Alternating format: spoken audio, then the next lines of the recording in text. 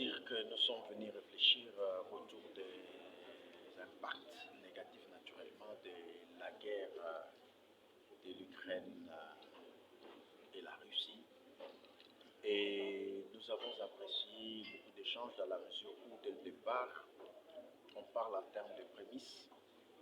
Je voudrais que l'on ne s'attarde pas outre mesure sur le fait qu'il y ait des pays qui se battent, mais deux blocs.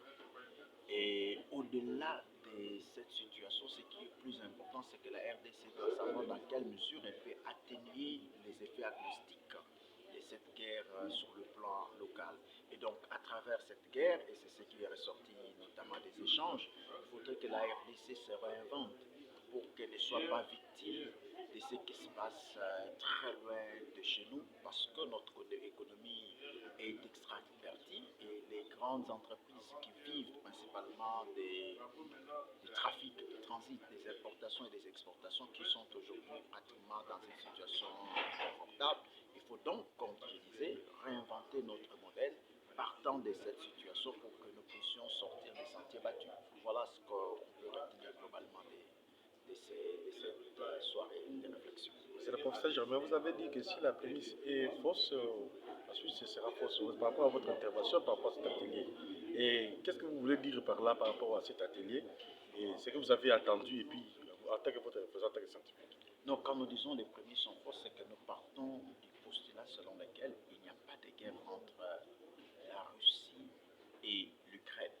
C'est une guerre qui voudrait remettre un autre ordre mondial sur le plan politique, économique. Et donc, c'est la Russie d'une part, avec son poids idéologique, et l'Occident d'autre part, avec son poids idéologique. Et donc, ce sont ces deux courants qui sont en train de se battre. L'Ukraine n'est qu'un alibi et un simple prétexte, tout simplement.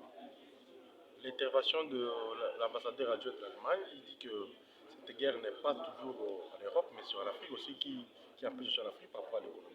Quelle est votre attitude par rapport à ça? Mais c'est vrai, dans la mesure où nous sommes dans un monde qui est mondialisé, où nous sommes dans une situation économique d'interdépendance. Et donc, ce qui affecte naturellement l'Europe a des implications sur le plan local. Nous avons parlé des impacts, justement. Et donc, les conséquences, nous les ressentons et nous les ressentirons davantage en RDC. C'est pourquoi nous avons dit qu'il faut réinventer notre modèle pour que nous ne subissions pas, de manière naïve, impuissante et idiote les effets, les conséquences de ce qui se passe très loin de chez nous. Merci, monsieur. Merci.